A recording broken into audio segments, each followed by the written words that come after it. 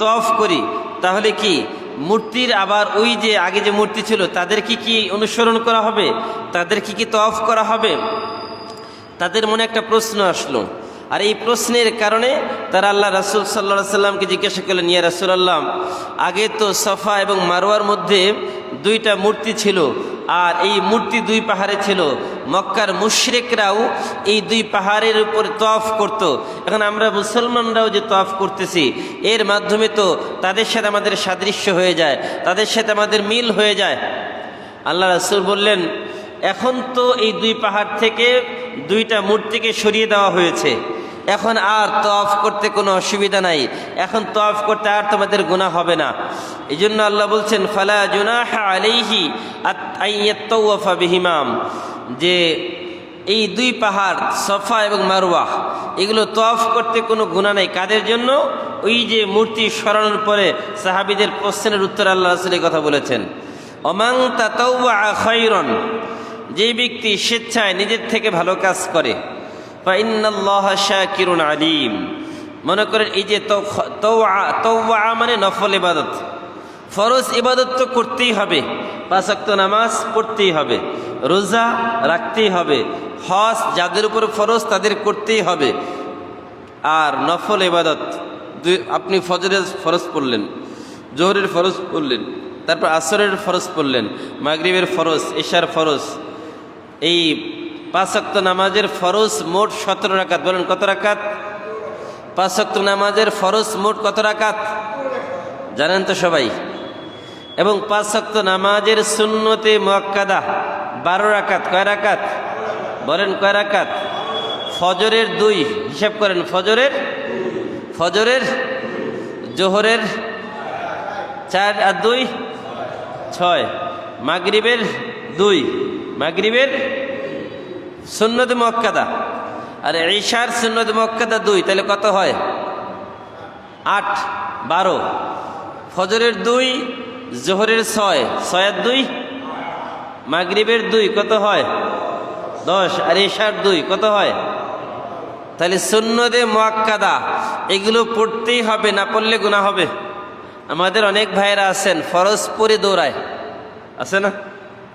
অনেক ভাইয়েরা আছেন ফরজ শেষ দৌড়, কোনো রকম মসজিদ থেকে বের হয়ে যেতে পারলেই মনে হয় বাঁচে।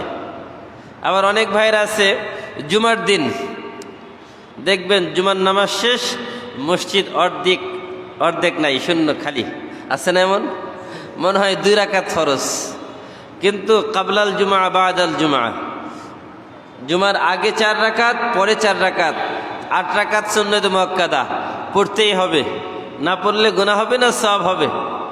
বলেন কি হবে?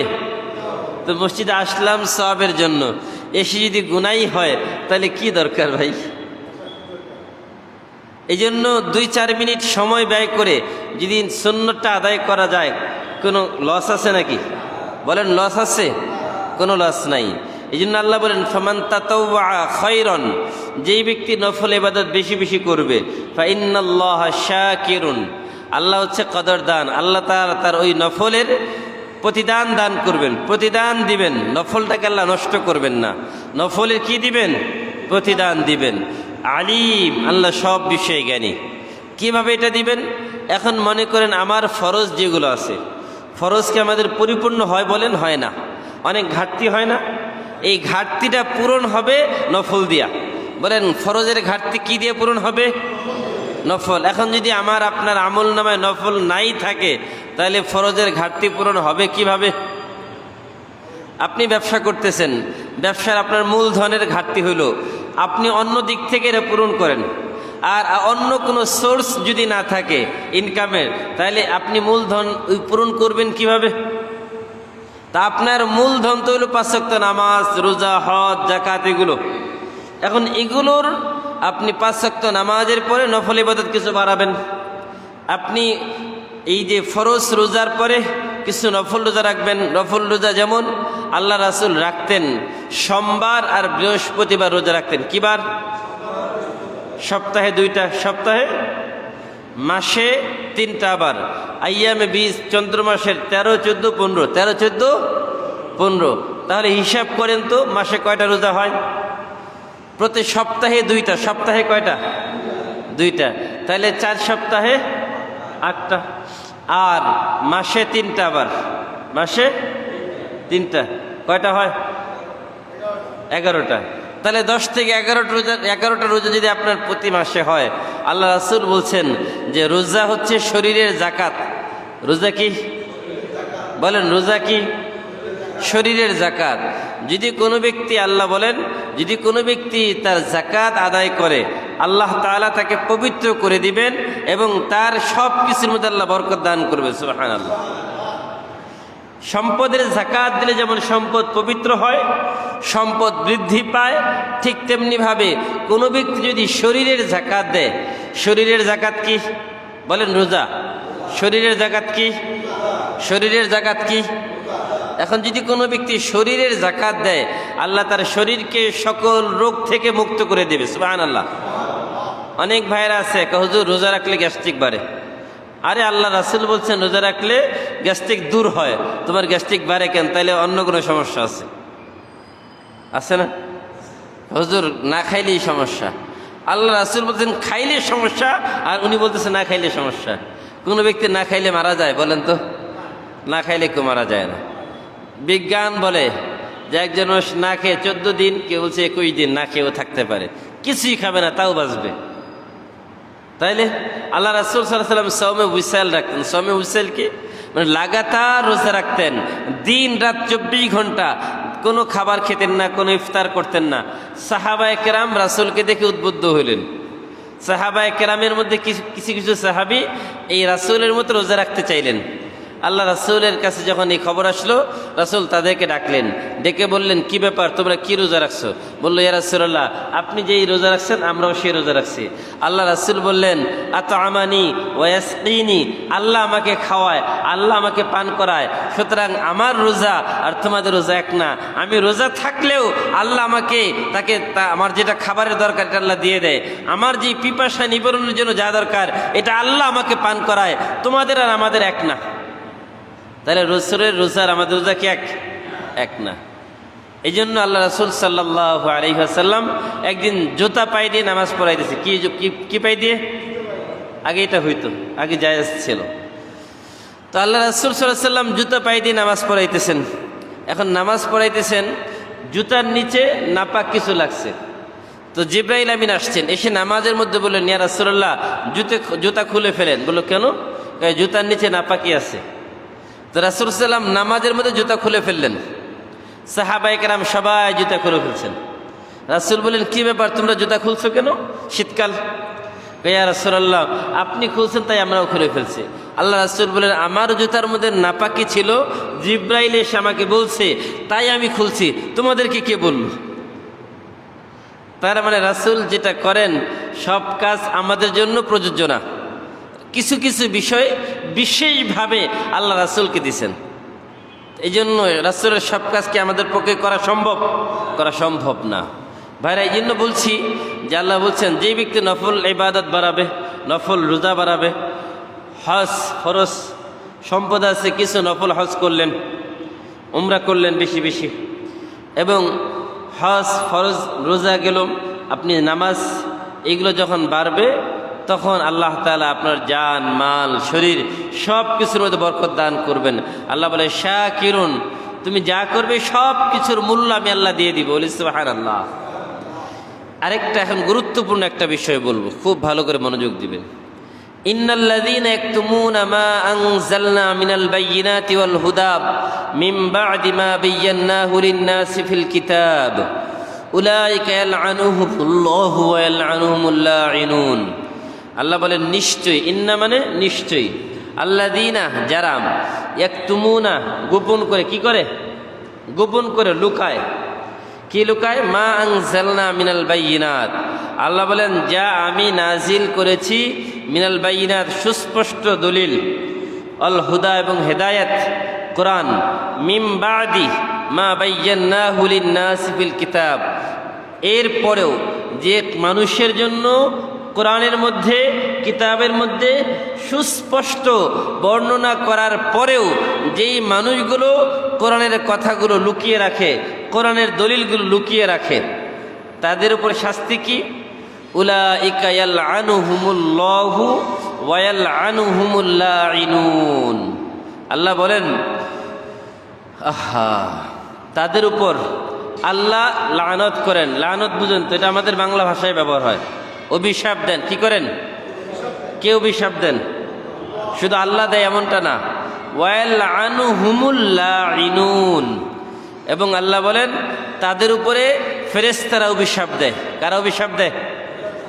তাদের উপরে অভিশাপ দেয় সাগরের মাছ, তাদের উপর অভিশাপ দেয় জমিনে যত কীট পতঙ্গ আছে, পশু প্রাণী, সবাই তার উপর অভিশাপ দেয়। কার উপরে?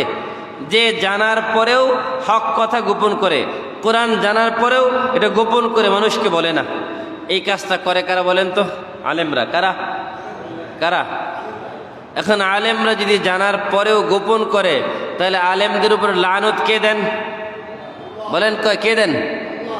তারপরে কে দেন? ফেরেশতা, মানুষ, জিন, সমুদ্রের যত কীট পতঙ্গ আছে, মাছ এবং স্থলভাগের যত প্রাণী আছে, সবাই ওই আলেমের উপরে বদদোয়া করেন, লানত করেন, অভিশাপ দেন। এখন বলেন তাহলে আলেমের দায়িত্ব আছে না নাই? আলেমরা যদি মুখ বন্ধ করে রাখে, তাহলে তাদের বিচার আছে না নাই? বিচারটা শক্ত না কি হালকা? শক্ত না হালকা? দুনিয়ার বিচার তো 2 দিন 4 দিন পরে শেষ, কিন্তু পরকালের বিচার কি হবে? যেখানে আল্লাহ অসন্তুষ্ট, যেখানে রাসূল অসন্তুষ্ট, যেখানে আসমান জমিনের সব পশু পাখি সবাই তার উপর অসন্তুষ্ট। এখন বলেন আলেমরা তাহলে এই সবাইকে অসন্তুষ্ট করে দুনিয়ার কিছু পদ পদবি পাওয়ার জন্য, দুনিয়ার কিছু বাড়ি গাড়ি পাওয়ার জন্য এই যে মুখ বন্ধ রাখবে নাকি মুখটা খোলা রাখবে? কি বলেন? তাহলে আলেমদের দায়িত্ব এটা আল্লাহর পক্ষ থেকে দেওয়া। বলেন আলেমদের উপর দায়িত্ব কার পক্ষ থেকে দেওয়া? আল্লাহর পক্ষ থেকে আলেমদেরকে দায়িত্ব দেওয়া হয়েছে। কি দায়িত্ব? যে তোমরা যেই কথাগুলো জানো কোরআনের, মিন বাদি মা বায়্যানাহু লিন-নাসি ফিল কিতাব, কিতাবে যেটা স্পষ্ট বর্ণনা করা আছে, এরপরেও তোমরা বলতে ভয় পাও কেন? আল্লাহ কিয়ামতের ময়দানে জিজ্ঞাসা করবে আলেমদেরকে। বাঁচার কোনো উপায় থাকবে না যে আলেমরা মুখ বন্ধ করে রাখে, হক কথা বলতে চায় না। কিয়ামতের ময়দানে একজনও বাঁচতে পারবে না যদি হক কথা না বলে। আল্লাহ বলেন ইল্লাল, তবে হ্যাঁ, এ কথা শোনার পরে যদি কোনো ব্যক্তি তার ভুল বুঝতে পারে, নিজেকে সংশোধন করে নেয় যে না, অতীত জীবনে তো হক কথা বলি নাই, কিন্তু আজকের পর থেকে আর কারো দালালি করব না, একমাত্র দালালি করব আল্লাহর। দালালি কার করব? রাসূলের দালালি করব, আল্লাহর দালালি করব, কোরআনের দালালি করব, হাদিসের দালালি করব, দুনিয়ার কোনো মানুষের দালালি করব না। যদি এই প্রতিজ্ঞা কেউ করতে পারে, আল্লাহ বলে ইল্লাল্লাযীনা তাবু, কিন্তু যারা তওবা করে, ও আসলাহু, নিজেদের সংশোধন করে নেয়, ও বায়্যানু, এবং মানুষকে এবার বলতে থাকে। কি বলে? কোরআনে যা আছে তাই বলে। এবার আর কোনো তাগুতকে ভয় পায় না, এবার আর কোনো জেল জুলুমের পরোয়া নাই, এবার আর কারো কোনো কথার চোখ রাঙ্গানি বা কারো কোনো ধমক, এগুলোর কোনো পরোয়া নাই। এবার শুধু একমাত্র ভয় করে আল্লাহকে। ভয় করে কাকে? বলেন ভয় করে কাকে? আল্লাহকে। এবার আল্লাহকে ভয় করে বাস সব কথা বলা শুরু করে দিল। আল্লাহ বলেন ফাউলাইকা আতুবু আলাইহিম, তাহলে এরাই তারা যাদের তওবা আমি আল্লাহ কবুল করে নেব। বলি সুবহানাল্লাহ। তওবা কখন কবুল করবেন? যখন সে বলা শুরু করবে, যখন সে কি করবে। আর যদি মুখ বন্ধ করে রাখে তাইলে হবে? তাহলে বাঁচার উপায় আছে? ওয়া আনা তাওয়াবুর রহিম, আল্লাহ বলে আমি নিশ্চয়ই তওবা কবুলকারী এবং অতিশয় দয়ালু। এবার বলেন আলেমরা যদি হক কথা বলে, তাহলে আলেমদের পক্ষে থাকবেন না বিপক্ষে? বিপক্ষে দাঁড়াবেন সবাই। যে হুজুর এই কথা কেন বললো? আমার এই কথা তো হুজুর আমার বিরুদ্ধে বলছে। হুজুর কি কারো বিরুদ্ধে বলার দরকার আছে বলেন তো? হুজুরের সাথে কারো শত্রুতা আছে? হুজুরের সাথে সবার বন্ধুত্ব। এখন রোগী ডাক্তারের কাছে যায় নাকি ডাক্তার রোগীর কাছে যায়? বলেন রোগী কার কাছে যায়? এখন যারা আমাদের মুসল্লি, তারা আমাদের কাছে রোগী, পেশেন্ট। এখন এক একজন রোগী এক একটা রোগে আক্রান্ত। সবার চিকিৎসা কি একরকম হয়? কাউকে মেডিসিন দিয়ে চিকিৎসা করতে হয়, কাউকে আবার সিজারের মাধ্যমে চিকিৎসা দিতে হয়, কারো অপারেশন লাগে, কারো অপারেশন ছাড়াই হয়ে যায়। এখন একই ওষুধ যদি আপনি অ্যান্টিবায়োটিক কাউকে দেন, কাউকে আবার এই যে হোমিওপ্যাথিক তরল ওষুধও দিয়ে দেন, এখন একই চিকিৎসা যদি সবার হয় তাইলে কাজ হবে? এখন এক এক রোগের এক এক চিকিৎসা আলেমরা বুঝে যে কোন রোগের কি চিকিৎসা, এই জন্য এক একজনের সাথে এক এক রকম আচরণ হয়। কিন্তু কারোর সাথে কি দুশ্মনী আছে? ডাক্তারের কাছে যখন আমরা যাই রোগ নির্ণয়ের জন্য, ডাক্তার কখনো রাগও দেখায় যে এই কাজগুলো কেন করলেন, এই কাজগুলো না করলে তেমনটা হতো না। তা এই যে ডাক্তার যে আমাদের রাগ দেখায়, আমরা কি তখন রাগ করি? ডাক্তার কি বলি যে ডাক্তার যা হয় আপনি যেটা ভালো মনে করেন সেটাই করবো আজকের পর থেকে। তো এই জন্য উলামায়ে কেরাম হচ্ছে উম্মতের রুহানি ডাক্তার, তারা উম্মতের রুহানি ডাক্তার, তারা উম্মতের অন্তরের চিকিৎসা করেন। অন্তরের অসংখ্য রোগ আছে, এই রোগগুলোর চিকিৎসা উলামায়ে কেরাম করেন, আর তাদের এগুলো দায়িত্ব। আর এই দায়িত্বর কারণে সব কথাগুলো নির্ভয়ে নির্বিঘ্নে বলতে হয়। আর এগুলো বলতে গেলেই অনেকের গাত্রদাহ হয়, অনেকের বিভিন্ন সমস্যা হয়। আর এই সমস্যার কারণে আলেমদের উপরে তারা চড়াও হয়। কিন্তু তাদের সাথে আলেমদের কোনো দুশ্মনী আছে? কোনো দুশ্মনী নাই।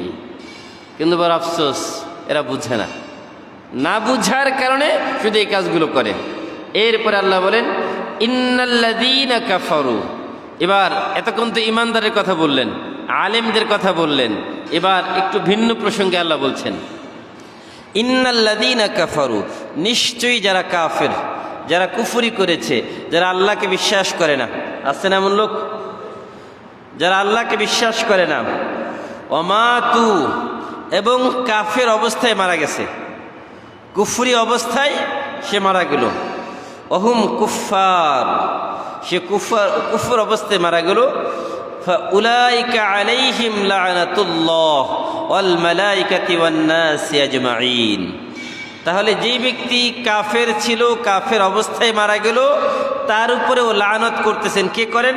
উলাইকা আলাইহিম, তাদের উপরে, লা'নাতুল্লাহ, আল্লাহর অভিশাপ, ওয়াল মালাইকা, মানুষের অভিশাপ, ওয়ান ফেরেশতাদের অভিশাপ, ওয়ান নাসি আজমাইন, এবং পৃথিবীর সকল মানুষের অভিশাপ, পৃথিবীর সকল মানুষের অভিশাপ। এখান থেকে একটা গুরুত্বপূর্ণ বিষয়, যে কোনো কাফের মৃত্যুর পরে বদদুয়া করা যাবে কিনা, তার উপরে লানত করা যাবে কিনা। কাফের হিসেবে তাকে লানত দেওয়া যাবে, কিন্তু একজন কাফেরকে নির্দিষ্ট করে লানত করা যাবে না। কি বললাম? পুরা কাফের জাতিটাকে আপনি বদদুয়া দিতে পারবেন, কিন্তু একজন ব্যক্তিকে নির্দিষ্ট করে বদদুয়া দিতে পারবেন না, তার উপর অভিশাপ দেওয়া নিষেধ। কারণ ওই ব্যক্তি যে কাফের অবস্থায় মারা গেছে, আপনি কিভাবে জানেন? সে যদি মৃত্যুর সময় কালিমা পড়ে নেয় মনে মনে, আপনি কি জানেন? যেহেতু জানেন না, এই জন্য ওই ব্যক্তিকে নির্দিষ্ট করে লানত দেওয়া যাবে না, বদদুয়া করা যাবে না। মনে থাকবে ইনশাআল্লাহ। খালিদিনা ফিহা, যারা কাফের অবস্থায় মারা যাবে, আল্লাহ বলে এরা চিরকাল ওই জাহান্নামের মধ্যে থাকবে। লা ইউখাফফাফু আনহুমুল আযাব, তাদের থেকে শাস্তিকে হালকা করা হবে না, শাস্তিকে লাঘব করা হবে না, ওই শাস্তি তাদের উপরে থাকবে। ওয়ালা হুম ইউনজারুন, আর অল্প সময়ের জন্য তাদেরকে মোহলত দেওয়া হবে না, সাহুরাত দেওয়া হবে না, সুযোগ দেওয়া হবে না, অবকাশ দেওয়া হবে না। তার মানে সারাক্ষণ তারা ওই বিপদের মধ্যেই থাকবে। এবার আল্লাহ নিজের পরিচয় তুলে ধরছেন, আল্লাহকে এটার পরিচয় আল্লাহ দিচ্ছেন। আল্লাহ বলেন ওয়াইলাহুকুম ইলাহু ওয়াহিদ, আল্লাহ বলেন ওয়াইলাহুকুম, তোমাদের ইলাহ, তোমাদের মাবুদ, ইলাহুন ওয়াহিদ, একক একজন। আল্লাহ কয়জন? আল্লাহ যে একক একজন, তার পরিচয় আল্লাহ দিচ্ছেন। লা ইলাহা ইল্লা হুয়ার রহমানুর রহিম, লা ইলাহা, তিনি ছাড়া কোনো মাবুদ নাই, তিনি রহমান, তিনি রহিম। রহমান আর রহিমের একটু পার্থক্য আপনাদেরকে বলি। রহমান আর রহিম দুনিয়ার মধ্যে সবার জন্য। আল্লাহ তাআলা দুনিয়ার মধ্যে রহমান, দুনিয়ার মধ্যে কি মানে তার দয়া সবার জন্য, সে হোক মুসলমান, হোক কাফের, যেই হোক, সবাইকে আল্লাহ দয়া করেন দুনিয়াতে। কিন্তু কিয়ামতের ময়দানে তিনি শুধু রহিম থাকবেন। কি থাকবেন বলেন? কি থাকবেন? তার মানে কিয়ামতের ময়দানে শুধু ইমানদারদের প্রতি দয়া করবেন, আর কারো প্রতি দয়া করবেন না। বলি সুবহানাল্লাহ। তাহলে আমরা তো ইমানদার নাকি? দাবি করি না ইনশাআল্লাহ? আল্লাহ যেন আমাদের উপর দয়া করে, বলেন আমিন। এবার আল্লাহ বলেন ইন্না ফি খালকিস সামাওয়াতি ওয়াল আরদ, নিশ্চয়ই আসমান আর জমিনের সৃষ্টির মধ্যে, এই আসমান জমিন কে সৃষ্টি করেছেন? বলেন কে সৃষ্টি করেছেন? আল্লাহ। ওয়াখতিলাফিল লাইলি ওয়ান নাহার, এবং দিন রাতের পরিবর্তন, কখনো দিন বড় হয় রাত ছোট হয়, আবার কখনো রাত বড় হয় দিন ছোট হয়। এখন রাত একটু বড় হইতেছে, তাই না? আর দিন ছোট হচ্ছে। এই যে রাত দিনের পরিবর্তন, বড় হওয়া ছোট হওয়া, এগুলো কে করেন? মানুষ করে। লাশ-শামসু ইয়ানবাগি লাহা আন তুদরিকাল কামার ওয়ালাল লাইলু সাবিকুন নাহার ওয়া কুল্লুন ফি ফালাকিন ইয়াসবাহুন। আল্লাহ বলে চন্দ্র সূর্য সবাই তার নিজ নিজ কক্ষপথে চলে, কেউ তারও গণ্ডির বাহিরে যাবে না, অতিক্রম করবে না। দিনের সীমা যেটা সেটা দিনে থাকবে, রাতের সীমা রাতে থাকবে। এবার আল্লাহ যে এই যে মানুষকে সৃষ্টি করলেন, আসমান জমিন সৃষ্টি করলেন, এই আসমান হচ্ছে মানুষের জন্য ছাদ। মানুষের জন্য কি ছাদ? কোনটা? আসমান। এখন আসমান হচ্ছে মানুষের ছাদ, তাহলে ঘরের বিছানা কোনটা? ওয়াল আরদা ওয়া মা তাহাহা, আল্লাহ বলে জমিনকে তোমাদের জন্য বিছানা বানিয়ে দিয়েছি। জমিন কি? জমিন। তাহলে এই জমিন হচ্ছে উম্মতের জন্য বিছানা, আর আসমান হচ্ছে ছাদ। এখন কথা হচ্ছে হুজুর বিগাইরি আমাদিন তারাউনাহা, ঘরের ছাদ তো মানে রাখার জন্য খুঁটি লাগে না? তো এই খুঁটি কোথায়? আল্লাহ বলে বিগাইরি আমাদিন তারাউনাহা, কোনো খুঁটি নাই, খুঁটি ছাড়া ছাদ। খুঁটি ছাড়া, কিন্তু কোন মুফাসসিরগণ বলেন খুঁটিও আছে। কি খুঁটি? খুঁটি হচ্ছে যারা জিকির করে, কি করে? যারা আল্লাহ আল্লাহ আল্লাহ জিকির করে, ওই জিকিরকারীরা হচ্ছে এই আসমান আর জমিনের খুঁটি। বলি সুবহানাল্লাহ। বলবেন হুজুর এ কথার যুক্তি কি? এটার হাদিসটা কি? যে কিয়ামত ততদিন পর্যন্ত হবে না যতদিন পর্যন্ত আল্লাহ আল্লাহ বলনেওয়ালা একজন থাকবে। তার মানে আল্লাহ আল্লাহ বলনেওয়ালা একজন ব্যক্তি যতদিন থাকবে ততদিন দুনিয়া ধ্বংস হবে না। তার মানে ওই ব্যক্তি আসমান আর জমিনের খুঁটি হিসাবে কাজ করতেছে।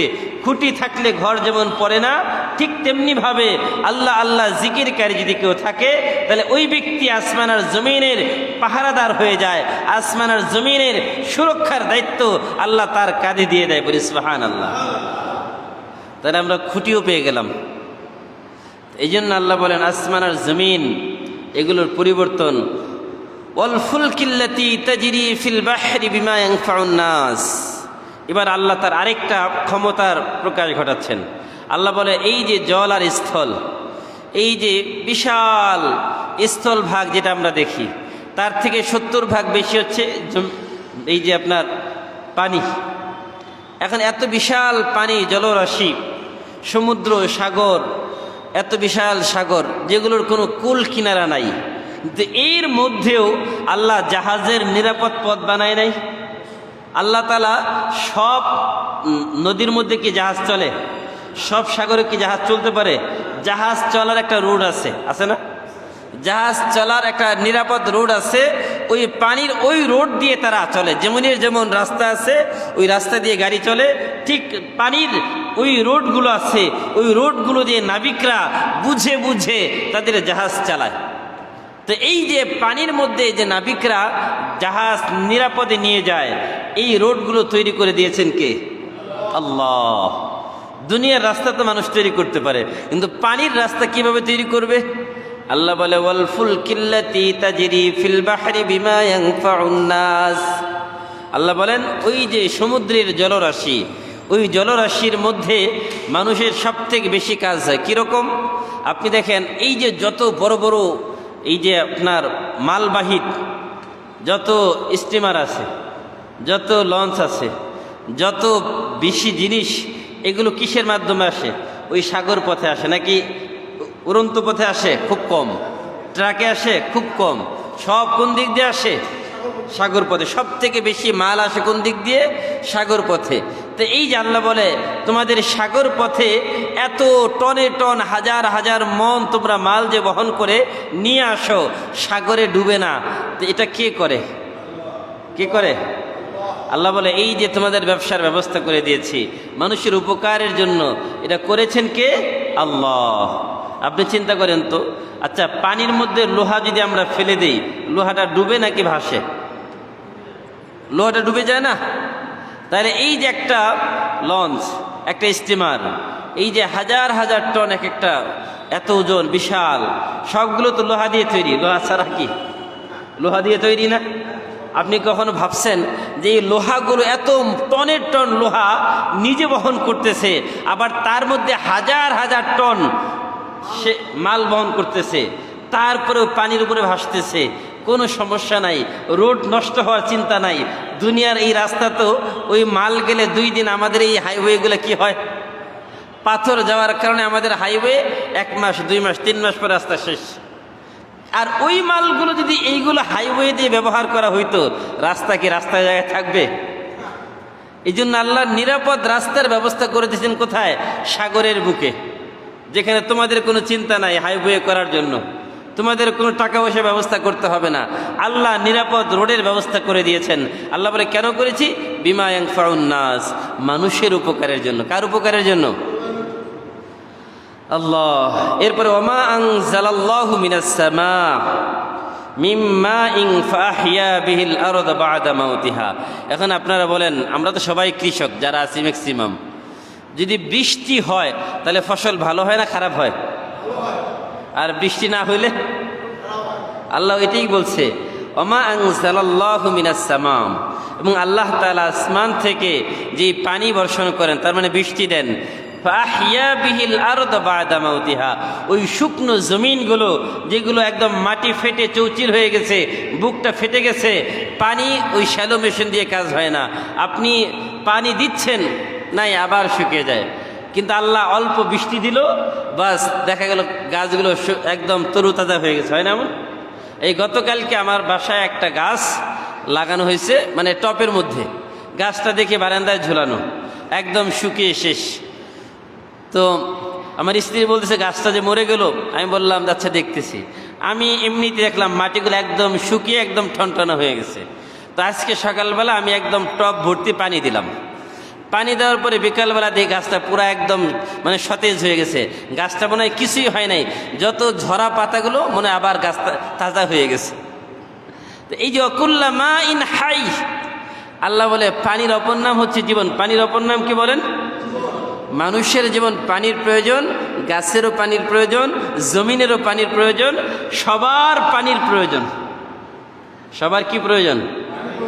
আল্লাহ বলেন ফাহিয়া বিহিল আরদ বা'দা মাউতিহা, এই জমিন এগুলো শুকনো ছিল, এগুলো মৃত ছিল, প্রায় ফসল হয় না, যতই সার দেন মেরমেরা, একদম কোনো কাজ করতেছে না। এবার বৃষ্টি হয়ে গেল, আর বৃষ্টির পানির পাওয়ার কারণে ঘাস জন্মাচ্ছে, ঘাস জন্মায়, আগাছা জন্মাচ্ছে, আবার ধানও হচ্ছে, ভুট্টাও হচ্ছে, সব আবাদ ভালো হচ্ছে। আল্লাহ বলেন এই যে মৃত জমিনকে আল্লাহ জীবিত করে দিলেন বৃষ্টির পানি দিয়ে। ওয়াবাসসা ফিহা মিন কুল্লি দাব্বা, এরপর আল্লাহ বলেন তার মধ্যে আমি সকল প্রাণীর খাবার আমি আল্লাহ ছড়িয়ে দিয়েছি। এই বৃষ্টির মধ্যে দেখবেন সেটা আমাদের খাবার না, পশু পাখির খাবার আছে, কীট পতঙ্গ পোকামাকড়ের খাবার আছে, আছেন? দেখবেন বৃষ্টি হইলে ঘাস হয়, এগুলো বিভিন্ন পোকাও থাকে, পোকা মারার যাওয়ার কীটনাশকে দেওয়া লাগে, লাগে না? এই যে দেখেন কত সুন্দর আল্লাহ তাআলা ব্যবস্থা করে দিয়েছেন। আল্লাহ বলে সবার খাবারের ব্যবস্থা করে দিয়েছি। ওয়া তাসরিফির রিয়াহ, আল্লাহ বলেন বাতাসকে আমি অনুগত করে দিয়েছি। কি করেছেন? বাতাস। বাতাস কখনো আমাদের জন্য রহমত নিয়ে আসে, আবার কখনো গজব নিয়ে আসে। দেখবেন আল্লাহ বলেন এই বাতাস, ওয়া তাসরিফির রিয়াহি ওয়াস সাহাবিল মুসাখখারি বাইনাস সামাই ওয়াল আরদ, এই বাতাসকে আল্লাহ পরিবর্তন করেন, তার রূপটাকে পরিবর্তন করে দেন। এবং সাহাব বৃষ্টি দেখবেন এখন এখানে আসছে, আরেকটা একটু পরে আরেক জায়গায়, এই যে হাওয়ার উপরে দৌড়াচ্ছে এক জায়গা থেকে আরেক জায়গায়। আল মুসাখখারি বাইনাস সামাই ওয়াল আরদ, আসমান আর জমিনের মাঝে এগুলোকে আল্লাহ তাআলা অনুগত করে দিয়েছেন। বাতাসকে বলেছেন, বাতাস তুমি এই বৃষ্টির মেঘমালাটাকে তোমার বাতাসের মাধ্যমে এক জায়গা থেকে আরেক জায়গায় নিয়ে যাও, যেখানে বৃষ্টির প্রয়োজন ওই জায়গায় নিয়ে যায় বাতাস, আর ওই জায়গায় আল্লাহ বৃষ্টি বর্ষণ করে দেয়। আল্লাহ বলেন এই যে বাতাস, এটা দেখবেন কখনো পূর্ব দিক থেকে আসে, কখনো পশ্চিম দিক থেকে আসে, কখনো উত্তর দিক থেকে আসে, কখনো দক্ষিণ দিক থেকে আসে। কিন্তু আমাদের সমাজে প্রচলন আছে দক্ষিণের বাতাস মানুষের জন্য বিপদ নিয়ে আসে, নাকি ভালো নিয়ে আসে? হ্যাঁ। আর উত্তরের বাতাস বিপদ নিয়ে আসে। পশ্চিমা বাতাস ভালো না। হ্যাঁ, এই যে মানুষের, এই যে আমাদের সমাজ বলেন এগুলা, এখন এই যে পূর্বের হাওয়া কাজে খুব ভালো, এই জন্য জানলা বানায় পূর্ব দিক থেকে, পূর্ব হাওয়া আমার ঘরে আসবে, ব্যাস ঘর ঠান্ডা হবে, রহমতের বাতাস। আল্লাহ বলেন এই যে বাতাসের যে পরিবর্তন গতি, কখনো পশ্চিমে, কখনো পূর্বে, কখনো উত্তরে, কখনো দক্ষিণে, এবং মেঘমালাটাকে এই বাতাসের মাধ্যমে স্থানান্তর করে এক জায়গা থেকে আরেক জায়গায়, আল্লাহ বলেন এই যে এগুলো করার একমাত্র ক্ষমতা কার? বলেন কার? এগুলো কি মানুষের পক্ষে সম্ভব? কখনোই সম্ভব না। আল্লাহ বলেন বাইনাস সামাই ওয়াল আরদ, আসমান আর জমিনের মাঝে আয়াত, অসংখ্য এরকম নিদর্শনাবলী আছে, অসংখ্য এরকম বিভিন্ন দিক আছে যেগুলোর মধ্যে মানুষের চিন্তা করা দরকার। মানুষের কি করা দরকার? চিন্তা করলে কি লাভ? আল্লাহ বলেন মানুষের ঈমান বাড়বে। কি বাড়বে? লাআয়াতিল লিকাউমি ইয়াকিলুন। আল্লাহ বলে এখান থেকে শিক্ষা রয়েছে, নিদর্শনাবলী রয়েছে ওই জাতির জন্য, ওই গোত্রের জন্য, ওই মানুষগুলোর জন্য যারা জ্ঞানী, যারা কি, যারা কোরআন হাদিস বুঝে তাদের জন্য। এখন বলেন জ্ঞানী মানে কি? অনেক বড় বড় নাস্তিক আছে না, বিভিন্ন বড় বড় বিশ্ববিদ্যালয়ের প্রফেসর নাস্তিক আছে না, বিভিন্ন বড় ডক্টরেটওয়ালা নাস্তিক, তারা কি জ্ঞানী না? তো অবশ্যই জ্ঞানী। তো এত জ্ঞানী হওয়ার পরেও তারা আস্তিক হতে পারে না, আল্লাহকে বিশ্বাস করে না। নাস্তিক মানে হচ্ছে যে আল্লাহকে বিশ্বাস করে না, আর আস্তিক মানে হচ্ছে যে আল্লাহকে বিশ্বাস করে। তো এত ডক্টরেট ডিগ্রি নেওয়ার পরেও যদি তারা আল্লাহকে বিশ্বাস করতে না পারে, তার জ্ঞান যদি তাকে আল্লাহকে না চিনাইতে পারে, সে কি আসলেই জ্ঞানী? সে জ্ঞানী? এই জন্য ওই জ্ঞান তাকে আল্লাহ চিনাইতে পারে নাই, তাহলে এটা কোনো জ্ঞানই না, এটা শুধু শাব্দিক কিছু মানে শব্দ সে চয়ন করলো। এই জন্য আমরা আল্লাহর কাছে দোয়া করবো, আল্লাহ যেন আমাদের সকলকে আল্লাহকে চিনে, আল্লাহকে জেনে আল্লাহর সকল হুকুমগুলো পালন করার তৌফিক দান করে। বলেন আমিন। ওয়া আখিরু দাওয়ানা আলহামদুলিল্লাহি রাব্বিল আলামিন।